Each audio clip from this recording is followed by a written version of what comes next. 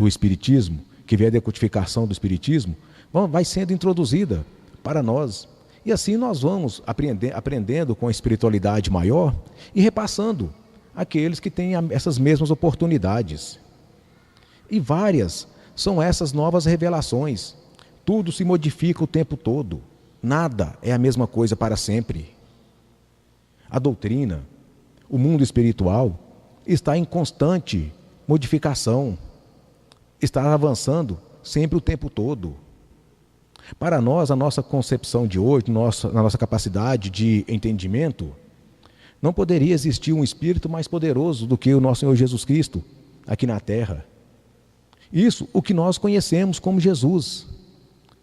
Mas, na verdade, Jesus foi a encarnação de um espírito, e na sua origem espiritual tem o nome de Sananda. E, além do Sananda, tem também o Sananda Kumara, que é, na verdade, sempre o mesmo espírito. Espírito que tem um poder grandioso, que nós ainda não temos capacidade de compreender qual é a grandiosidade e o poder real de um espírito como o Espírito de Jesus. O pouco que nós conhecemos é o que a nossa cultura nos ensinou através do Evangelho, que é Jesus o bondoso, Jesus o caridoso, Jesus o Messias, o Salvador. Mas, na verdade, tudo que Jesus representou para nós é apenas uma fração do seu real poder, do Deus Sananda. Então, esse grandioso Espírito teve a encarnação na Terra para tentar ensinar a humanidade através do amor, através da compaixão, através do perdão, trazendo bons exemplos, mostrando que é grandioso você se sacrificar pelo bem do outro.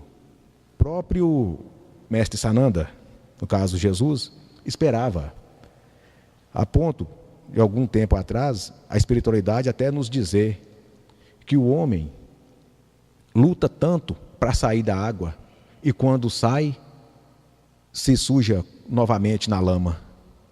Aí tem que retornar para a água. Não consegue avançar de maneira límpida. O que quis dizer com isso? Passa por uma reencarnação, luta, aprende, adquire boas práticas, bons costumes, exercita a sua moral, a sua compaixão, mas depois, com o tempo, isso acaba se perdendo. Passa-se, reencarna, aprende tudo isso, desencarna, por algum motivo, ele olha para trás, que é o que Jesus diz também no Evangelho. Aquele que quiser me seguir, deve deixar para trás pai, mãe, irmãos, tudo que ele acredita que ama, e seguir a sua evolução. A pessoa tem uma vida digna, vida de missionário, uma vida que lhe deu toda a condição de seguir a sua evolução, desencarna, mas por apego a paixões, a sentimentos, a amores. Quando se fala disso, estamos dizendo pai, mãe, até mesmo filho. Depois que desencarna, que perde o corpo físico, não tem mais nada na terra que deva nos interessar. Por isso que Jesus disse, quem quiser me seguir, que siga. Mas não é simplesmente seguir ele numa estrada. Desencarnou, é seguir o caminho dele, buscar a sua evolução. E no final ele diz, deixe que os mortos enterrem os seus mortos. Morto é aquele que não está em sua origem. E nós não somos daqui, nós somos espíritos que viemos de mundos superiores. Nós não estamos no mundo que é a nossa origem. Nós não estamos em meio aos nossos entes queridos, em nossa família espiritual. Então, para esses, nós estamos mortos. Nós estamos em um mundo de natureza inferior. E um dia, esses nossos familiares esperam que nós nos ressuscitemos, que voltemos para o nosso lar, que voltemos para a nossa casa. Tanto nós, quanto os espíritos sofredores, os espíritos inferiores que estão no submundo, que nós os rotulamos de demônios, encardidos, alma penada, sofredor. Na verdade, não há diferença nenhuma entre eles e nós, a não ser o nosso corpo físico, porque na verdade somos todos espíritos sofredores. Somos todos espíritos que, ao ponto de vista dos mestres da luz, dos grandiosos espíritos já evoluídos, estamos todos mortos. E um dia, esperem que nós nos ressuscitemos. Mas para isso, nós temos que nos desvincular do que nos prende neste mundo, senão não vamos evoluir nunca. Talvez, após o nosso desencarne, nem possamos estar no submundo, mas estarmos em uma camada superior, mas ainda no nível vibracional da Terra.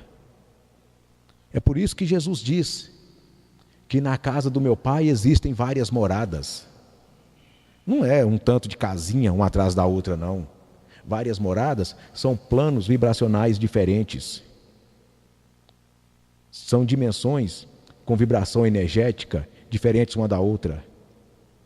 Existem camadas superiores a esta nossa, que ainda não pode ser chamado de mundo superior. É apenas uma camada superior, mas ainda está dentro do círculo vibracional da Terra, onde estão as casas transitórias, onde estão os pontos de apoio que a espiritualidade usa para nos prestar assistência aqui na Terra. E com o tempo, vai o espírito encarnar de novo.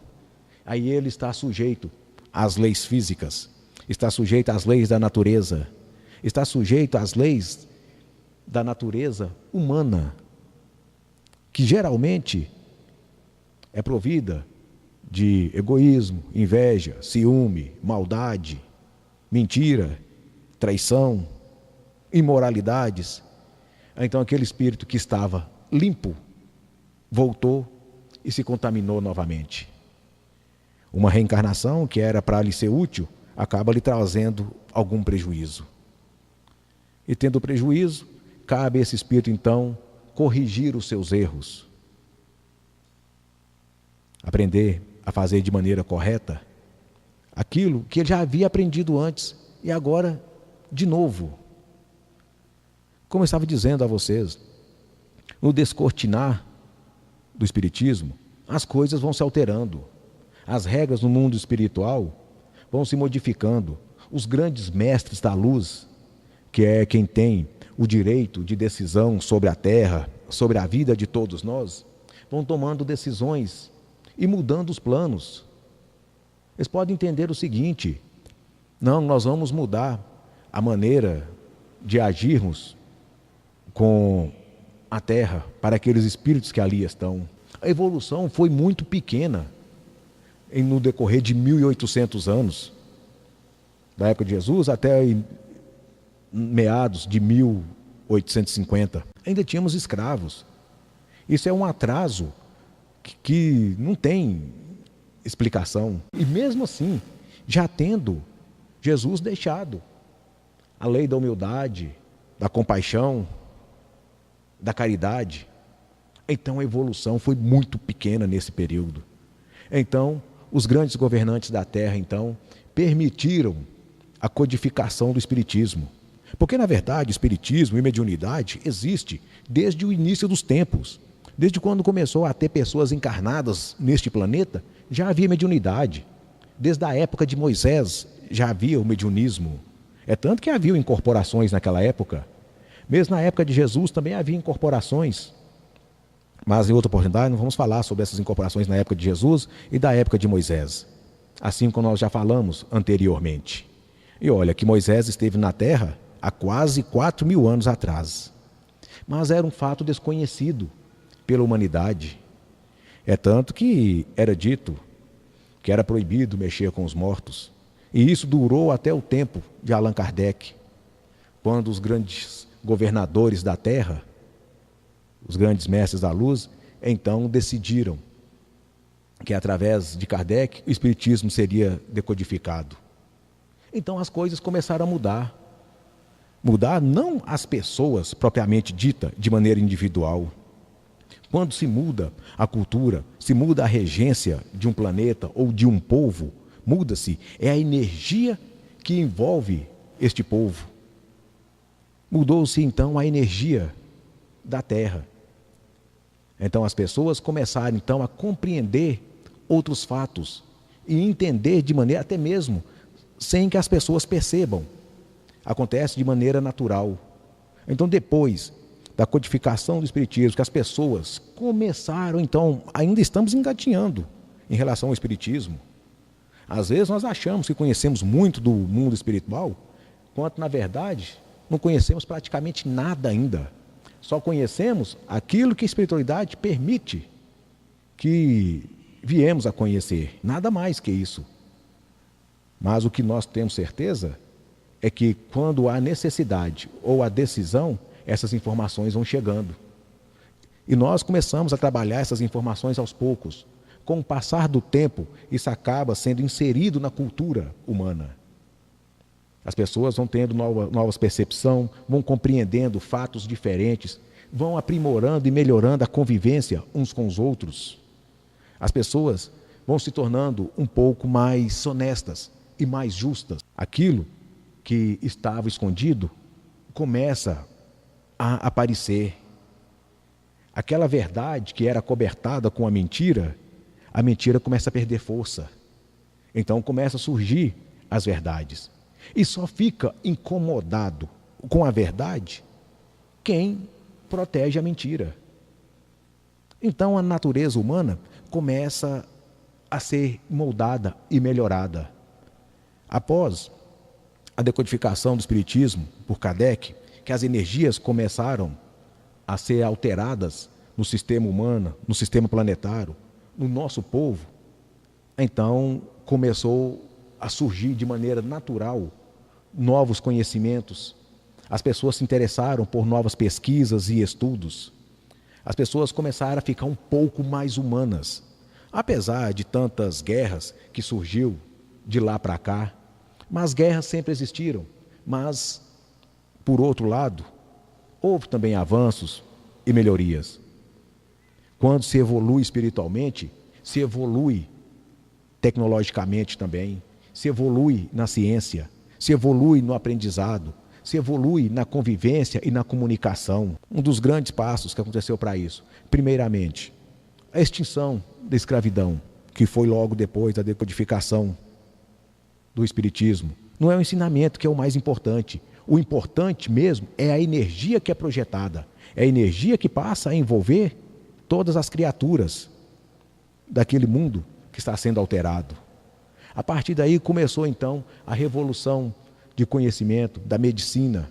Tudo isso se trata de evolução. Então, a espiritualidade trabalha para que possamos evoluir espiritualmente, e a evolução espiritual reflete na evolução física também. Se você acaba melhorando como espírito, essa melhora é refletida no seu físico, de todas as maneiras, em todos os sentidos. Nada fica estagnado. Porém, a espiritualidade quer mais, ainda está pouco. Ainda somos espíritos ainda muito atrasados no ponto de vista espiritual. E mais uma vez, os grandes governantes do nosso mundo, do nosso sistema espiritual, está iniciando uma nova mudança dessas energias. Já passou, então, a nos apresentar, então, o poder dos Kumaras, que, na verdade, é o mesmo Espírito de Jesus. Porém, é um nível desse mesmo Espírito, onde ele está envolvido com forças superiores a que nós conhecemos, a que estávamos acostumados. Não é somente a energia e o conhecimento que nós temos do Jesus Cristo que nós conhecemos. Ele vai trabalhar, ele vai agir na terra com um poder maior. É apenas o que conhecemos, é apenas o que sabemos. E isso vai começar a fazer parte das nossas vidas. Então, mais uma vez, o nosso planeta, esse povo a que nós fazemos partes, vai passar por uma transição, vai passar por uma mudança. Não é previsão que nós fazemos, nós não trabalhamos dessa maneira. Isso não é o que outros chamam de evidência. Isso é um fato. E já está acontecendo. E para isso, quanto mais médiuns, complexos, ativos tiver recebendo essas energias, mais amplo será o alcance dessas mudanças. E digo, não somos só nós do Luz Universal que conhecemos e trabalhamos com essas forças que até agora para nós ainda é novidade. Ainda não conhecemos muito, mas já é uma realidade e está presente entre nós. Vários outros grupos espíritas estão trabalhando também com essa força ao redor do mundo. E também já conhecem e já têm informações do poder Kumara. Já temos até vários nomes destes povos. E nós somos um dos povos escolhidos pelos grandiosos mestres para estarmos introduzindo essa força na Terra. É por isso que há sempre a insistência da espiritualidade para com o corpo mediúnico. Estejam presentes, coloque os seus plexos e chakras ativos, pois nós estamos sendo pontos de força e sustentação desse poder na Terra. E peço uma coisa, não fiquem preocupados e pensando na recompensa. Se eu me dedicar, se eu me esforçar, o que eu ganho? Não preocupe com isso não. Nós somos filhos de Deus Pai Todo-Poderoso. Nós estamos falando do nosso mundo, do nosso povo. Estamos falando dos nossos descendentes e da evolução dos nossos ancestrais também, que estão em algum lugar nas camadas vibracionais do sistema espiritual. A nossa preocupação deveria ser como melhor eu posso servir e não pensar em recompensa. Se quer recompensa, primeiro mereça essa recompensa. E se houver recompensa, deixe que ela surja de maneira natural, que ela surja por consequência dos seus atos, daquilo que você construiu, daquilo que você plantou. É errado pensar na colheita antes do plantio. E a oportunidade que nós temos, não é todos que terão. Embora todos serão beneficiados, independente do credo, da raça, da cor. Não interessa se é católico, espírita, evangélico, ateu.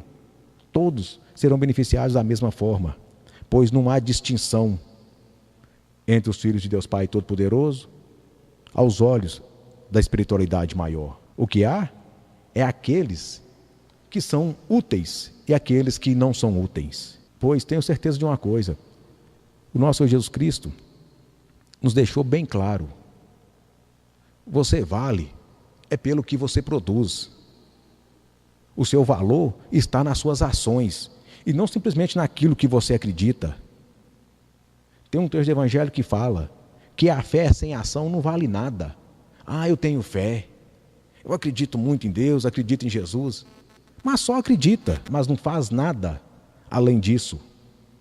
Não promove a caridade, não é capaz de dar uma palavra amiga, não é capaz de conceder o perdão, não é capaz de ser honesto nem consigo mesmo. Então, para que essa fé? Antes que não tivesse fé nenhuma. Mas eu rezo muito. Rezar, nós não temos nada contra preces e nem orações. Você está rezando é para você mesmo. Não, eu vou rezar para o nosso Senhor Jesus Cristo. Eu vou rezar para a nossa Mãe Santíssima. Bonito, maravilha. Mas saibam de uma coisa, o nosso Senhor Jesus Cristo não precisa das nossas preces. É o contrário, é nós quem precisamos. A prece é para nos harmonizar. A prece é para nos sentir bem. Mas se você não dedicar, se você não usar a energia que você é capaz de movimentar em benefício de outro, então o que você fez de bom?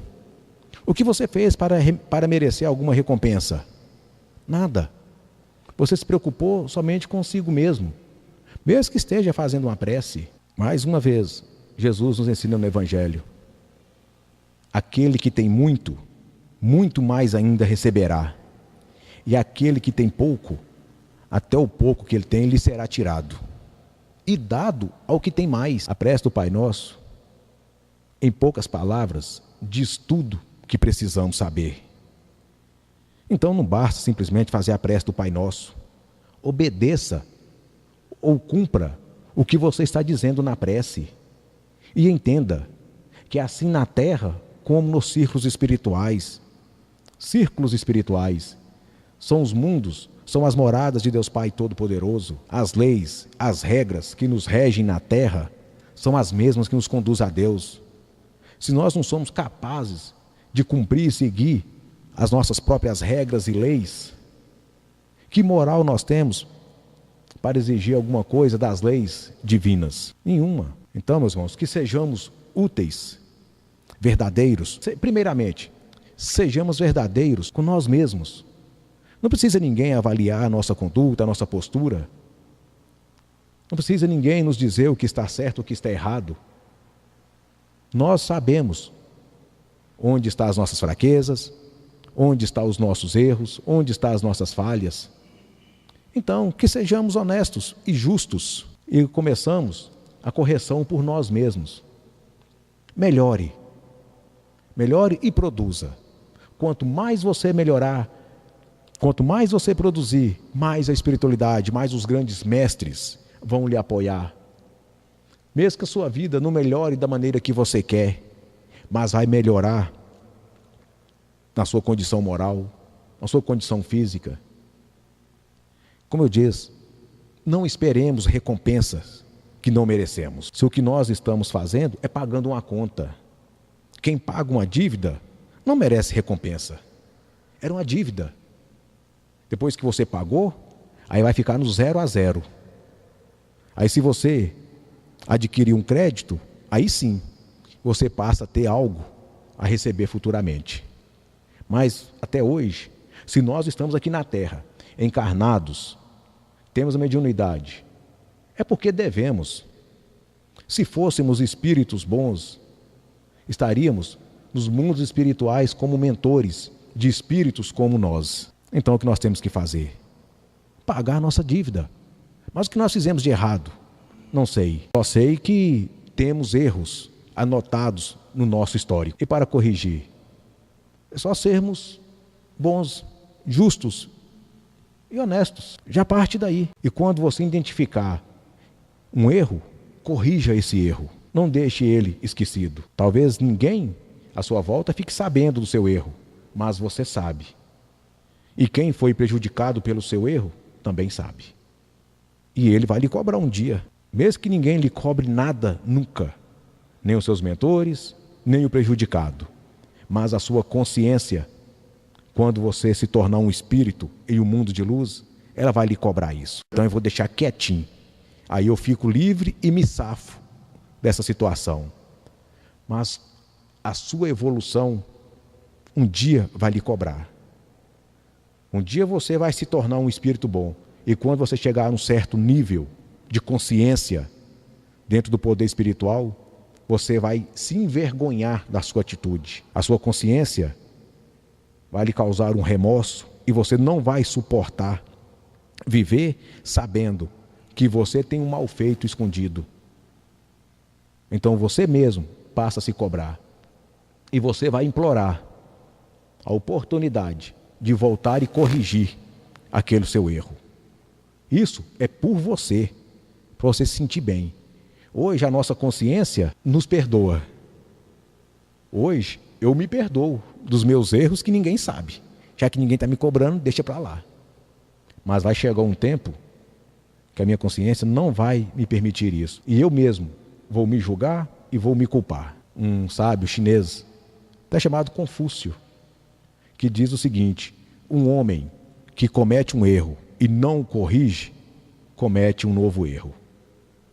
Que possamos, então, mestre, aproveitarmos e sermos honestos com nós mesmos e colocar o nosso espírito, o nosso magnetismo em funcionamento, em atuação e sermos partes do sistema que está mudando a natureza humana. Não pense em recompensa. Pense primeiro em sermos úteis. Aí sim, vamos conseguir as nossas recompensas nos mundos espirituais, que é uma recompensa eterna. E outra coisa, não faça nada esperando o elogio ou os aplausos de alguém, não. Porque aquela caridade, aquele ato nobre que você pratica, e você faz isso esperando que alguém lhe aplauda, depois que alguém bater palmas para você, você já teve a sua recompensa. Então, isso não vale nada. A recompensa vem sim dos planos espirituais. E esta é eterna e ninguém lhe tirará isso nunca. Obrigado.